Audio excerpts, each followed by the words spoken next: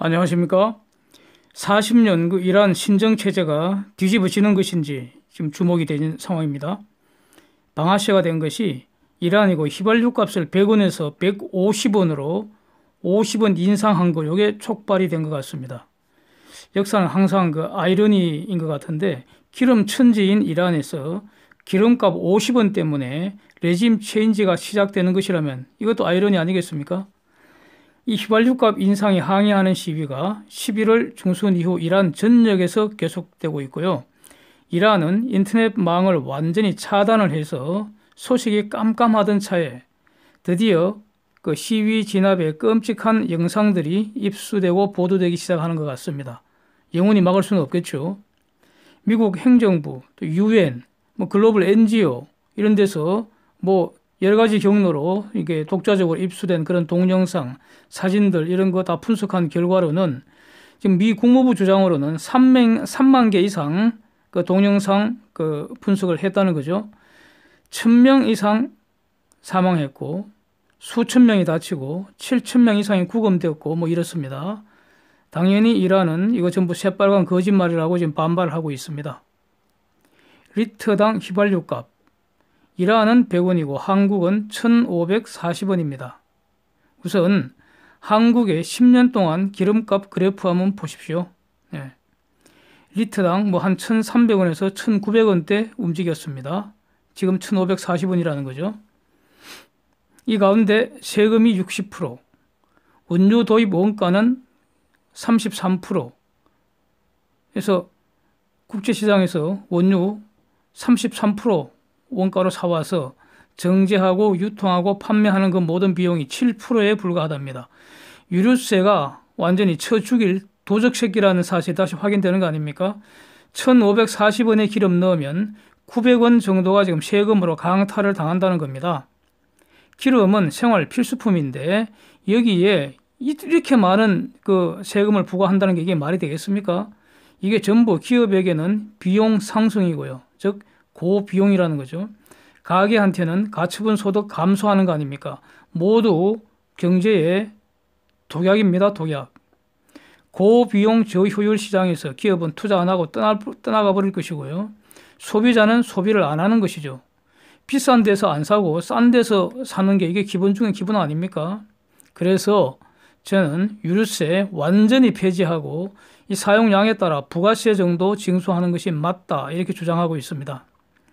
자, 이란에 무슨 일이 있었는지 자세히 보겠습니다.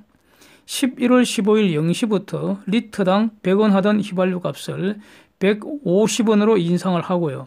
한 달 구매량은 60리터로 제한을 한다는 것입니다. 그래서 60리터 이상을 살 때는 300원 내라는 겁니다. 네, 기름값을 3배로 인상했다는 겁니다.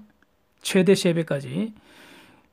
이 이전에 이란에서 화폐 개혁을 하면서 시민들이 비상금으로 저축해 놓은 것이 모조리 강탈당했다고 합니다. 화폐 개혁 결과로. 엄청난 사건입니다. 이란이 원유 매장량 기준으로는 세계 4위라고 합니다. 땅만 파면은 원유가 쉽게 캐낼 수 있다는 거죠. 그런데 원유 그 자체는 그냥 일종의 원재료의 일종에 불과합니다. 이것을 가공 처리해서 휘발유나 등유나 경유나 또 수소도 없고요.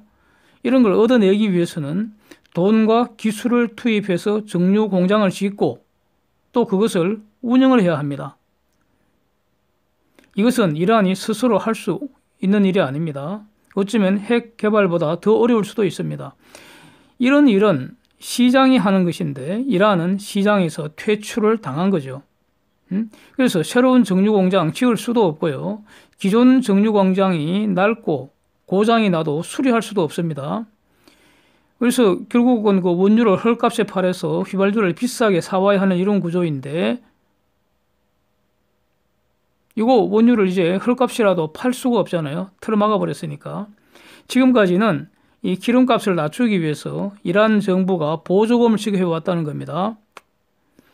그래서 연간 그 보조금 규모가 대략 한 23조 원 정도 된다고 합니다. 이 말은 결론적으로 정부가 국제시장에서 휘발유를 사갖고 와서 국민들한테 거의 공짜 수준으로 배급을 해줬다는 것인데, 더 이상 이런 짓을 할 수 없게 된 거 아닙니까? 4월 달러가 없다는 거죠. 그동안 휘발유 4월 달러는 원유 팔아서 번 그 달러였는데 더 이상 원유를 팔 수가 없게 된 거 아닙니까? 미국의 그 경제 제재 전에 하루 250만 배를 최소한 이 정도 팔아왔는데 지금 밀수출 규모로 대략 한 50만 배를 정도 팔 수 있다고 이렇게 추정이 되고 있습니다. 결국 대략 매일 한 200만 배를 이거 뭐 배럴당 한 50불 정도 치면 한 1억 불 정도 달러가 사라지는 거 아닙니까? 한 달 한 30억 불, 1년에 한 365억 불 이 정도 돈에 망가지는 나라가 지금 이란인 것 같습니다. 이란 원래 경제 성장률이 마이너스 9.5%라고 이렇게 IMF가 추정하고 있습니다. 인플레는 지금 40%가 육박하고 있습니다. 그리고 금년에 이란 정부 예산이 450억 불이라는데 정부 부채 규모가 300억 불 수준입니다. 이건 뭐 더 이상 감당을 할 수 없는 그런 깡통 정부가 되어버렸습니다. 이란 리알화 환율, 이란 돈이 리알이라는 건데 이거 환율 지금 폭등해 버렸겠죠. 지금 그 모바일 인베스팅닷컴 제가 이제 즐겨 인용하는 것인데 여기에 시세 제공도 안 됩니다. 이거 돈이 아니라는 증거 아닙니까? 네? 돈은 저는 늘 이렇게 자주 수시로 이렇게 말씀드려오고 있습니다. 이 세상에 돈은 오직 하나뿐입니다. 달러뿐입니다. 달러만이 유일한 돈이라고 저는 말씀드리고 있습니다. 엔이나 유로 등이 유사 기축통화라고 또 안전자산이라고 이게 폼은 잡고 있지만 이것도 어디까지나 그러니까 비교적 다른 통화보다는 안정적으로 달러와 바꿀 수 있기 때문입니다. 본질적으로 돈은 달러뿐이고요. 그래서 북공의 돈이나 이란의 돈이나 베네수엘라의 돈은 안정적으로 제도적으로 달러와 교환이 담보되는 것이 아니기 때문에 이건 돈이 아닌 겁니다. 예. 좀 뭐 이란의 리알화 환율 공시된들 이게 무슨 의미가 있겠습니까? 예? 다 달러 가지고 있으려고 하지 달러를 리알로 바꾸지 않는다는 거죠. 그래서 경제가 어려워지거나 미국의 제재가 개시되면은 해당국의 환율부터 급등하는 것입니다. 예. 사람들은 죽는 순간까지 돈이 필요하기에 휴지를 버리고 달러를 보유하려고 하는 겁니다. 당연한 것입니다. 그런데 이제 그동안에 이란에는 무슨 일이 일어나고 있었는지 다시 한번 정리를 해보겠습니다. 그리고 앞으로 무슨 일이 일어날지 그러니까 판단하는 기초로 삼겠습니다. 1978년까지 이란은 팔레비 왕이 지배하는 그런 팔레비 왕조 시대였습니다. 그때는 대표적인 친미 국가였고요. 이 당시 이란 경제 상당히 잘 나갔습니다. 한국보다 훨씬 좋았죠. 하여튼 그 호메인이라는 사람이 1979년에 이슬람 혁명을 일으켜서 팔레비 쫓아내버리고 이슬람 공화국을 수립했습니다. 이것이 지금의 이란이죠. 팔레비는 여기저기 도망다니다가 길거리에서 비참하게 죽었다는 기사를 읽은 기억이 아직도 남아 있습니다. 1979년 이후 이란은 골수 반미국가가 됐습니다. 미국은 이란에 대해 경제 제재를 그때부터 개시해서 지금까지 40년간 이어져 오고 있습니다. 호메이니가 10년간 통치하다가 1989년에 죽었고요. 그 뒤를 이은 사람이 지금의 하메네이입니다. 하메네이 그 당시 대략 50세였습니다. 최고 지도자라고 호칭되는 이런 종신직입니다. 죽어야 그 자리에서 물러납니다. 즉 호메이니 10년, 하메네이 30년 이렇게 대략 40년간 이란이 이슬람 공화국 체제로 존속하는 동안 미국의 경제 제재를 받은 것입니다. 이런 이란 무력의 기반이 혁명 수비대인데 1979년에 창설돼서 지금은 이란 경제의 70%를 장악하는 일종의 글로벌 기업 수준이라고 합니다. 이슬람 종교 양대 종파 중에 시아파 맹주가 지금 이란이라고 하죠. 수니파 리더는 사우디인데 이란과 사우디는 수천 년간 앙숙 관계입니다. 그래서 이란은 기본적으로 끊임없이 무력 증강을 추구하고 있습니다. 사우디도 마찬가지고요. 예. 그래서 이란은 결국 미사일과 핵무기 개발하기 시작한 건데 이게 눈물의 씨앗이라고 저는 봅니다. 비확산 금지 원칙, 즉 핵무기, 생화학무기 등 대량 살상무기 확산을 막는다는 것은 확고한 미국의 정책입니다. 이거. 그래서 미국이 제재하니까 이란은 결국 중공이나 북공 등과 가까이 지는 거 아닙니까? 이것이 제재를 더 강화시키는 거죠. 네? 부시 때는 이란을 악의 축이라고 불렀습니다. 오바마 시절에 이란 플러스 미국, 영국, 프랑스, 독일, 중공, 러시아. 네? 독일 빼고 나면 다 안보리 상임 이사국 아닙니까? 예, 여기에 독일이 끼워 넣어서 이렇게 핵 협정을 맺었습니다. JCPOA. 한데 여기서 참고할 거는 여기에도 일본은 지금 빠져 있습니다. 예, 빠져 있고. 그래서 그 이란 핵 합의 사인을 했죠. 오바마 때. 그래서 그 이후에 일시 제재가 해제되는 것 같기도 했는데 문제는 트럼프가 당선 집권하면서 이 JCPOA 이란 핵 합의가 이 대량 살상 무기, 즉 핵무기 이거 확산을 방지하는 것이 아니라 확산을 조장하는 이런 잘못된 거다 이런 취지로 공격을 하면서 오바마가 등신같이 잘못 그 조약 체결한 거 이거 고치자, 새로 체결하자 이렇게 요구한 거 아닙니까? 물론 이란이 몰래 핵무기를 개발하고 있다 이런 주장도 하는 것이고요. 그래서 이를 받아들이지 않자 작년에 일방적으로 미국이 JCPOA에 탈퇴를 해버리고요. 미국의 독자적 제재를 부활을 해버린 겁니다. 여기서 이제 최근에 이 긴장 관계가 시작된 것이죠. 유엔 제재도 무섭지만 미국의 독자 제재가 훨씬 더 무섭다고 저는 판단합니다. 미국의 이란 제재 40년째 지금 지속되고 있는 거죠. 이란으로서는 미국 트럼프의 요구가 황당할 겁니다. 아마 진짜 황당할 겁니다. 예? 갑자기 뒤통수 까인 거 아닙니까? 그래서 약속을 먼저 어긴 것은 미국이라고 지금 공격하고 있는데 이것이 이란 입장에서는 타당할 수도 있을 것 같기도 합니다. 그런데요, 일반론적으로 조약이라는 것은 이행의 종료 시기가 없는 일종의 기한 없는 계약입니다. 국가 간의 문서에 의한 약속, 약속이 즉 계약이잖아요. 그러니까 국가 간 문서에 의한 계약이 바로 조약입니다. 이게 조약의 데피니션입니다.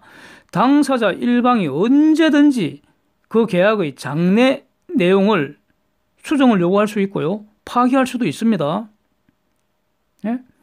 그래서 트럼프 주장에 논리적 모순이 있는 것은 아닙니다. 저는 그렇게 봅니다.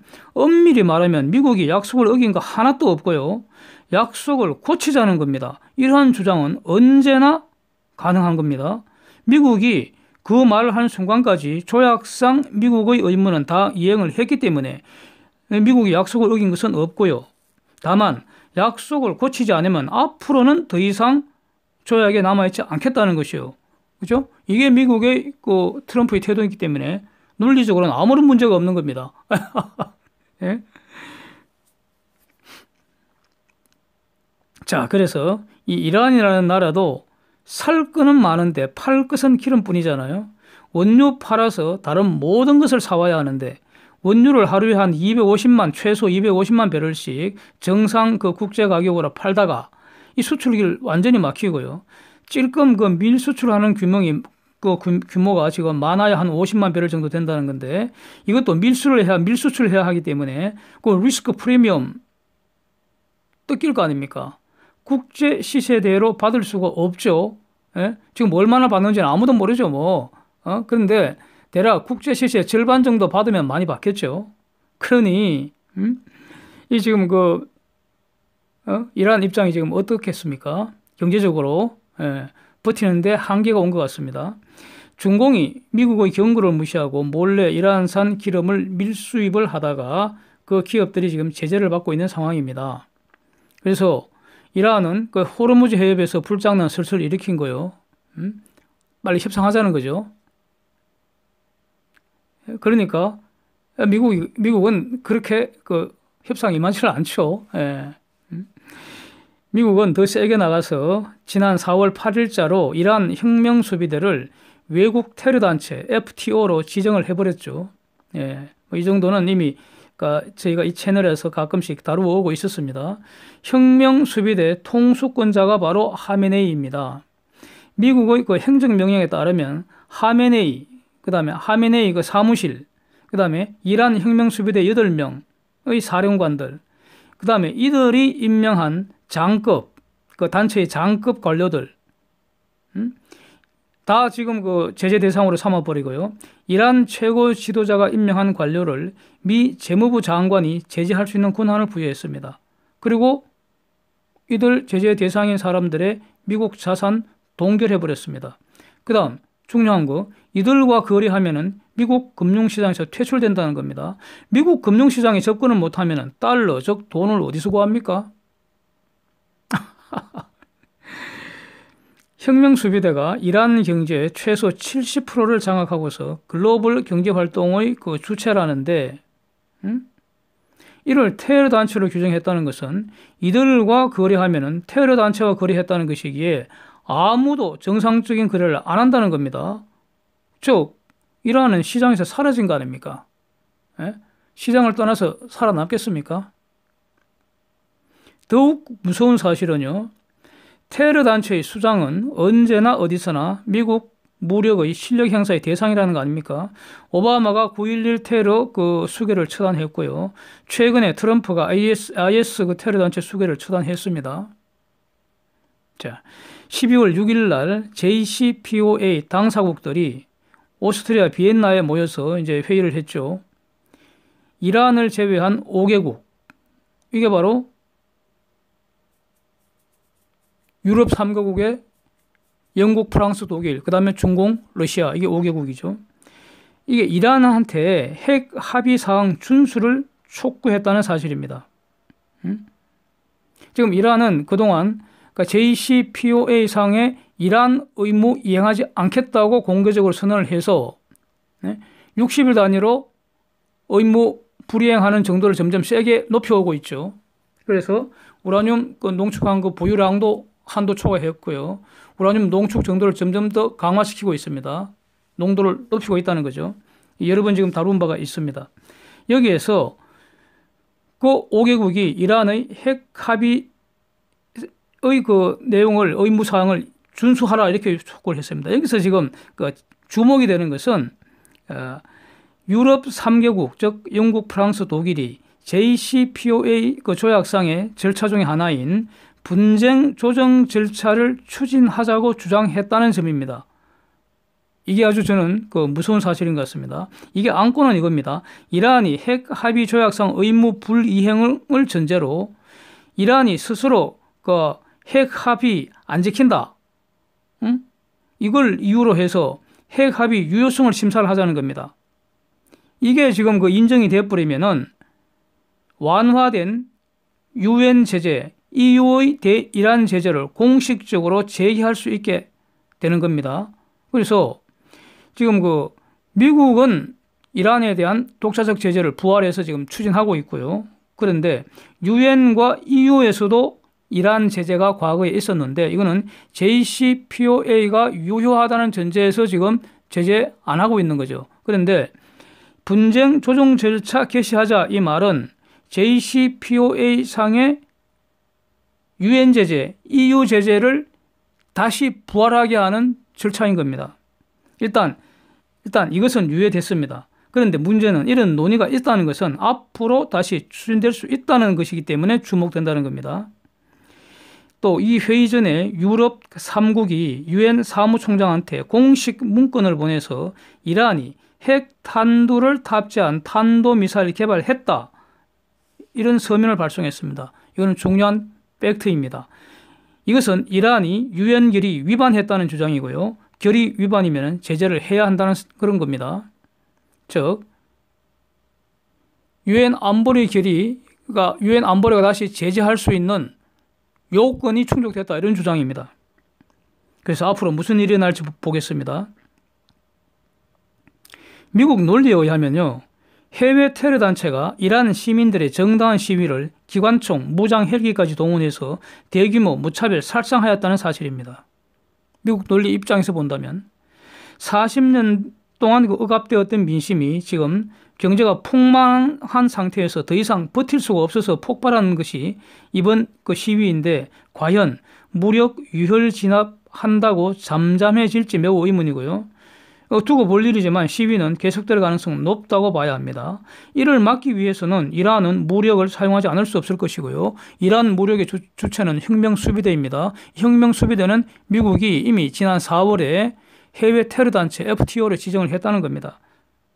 그래서 미국 입장에서는 해외 테러단체가 시민 살상 행위, 거의 제노사이드, 학살 수준 아닙니까? 이것이 지속되는 상황이기 때문에 개입 명분이 축적되고 있다는 사실입니다. 이란 시민들이 직접 선거로 선출한 하산 로하니 이란 대통령은 테러단체로 제재 대상이 아닙니다. 로하니는 미국과 대화를 하겠다는 입장 여러 번 밝힌 바 있지만 하메네이는 미국과 대화 자체를 거부하고 있습니다. 네, 여러 번 이런 입장을 밝혔습니다. 하메네이가 공개적으로 밝히고요. 연설 중에서도 밝혔습니다.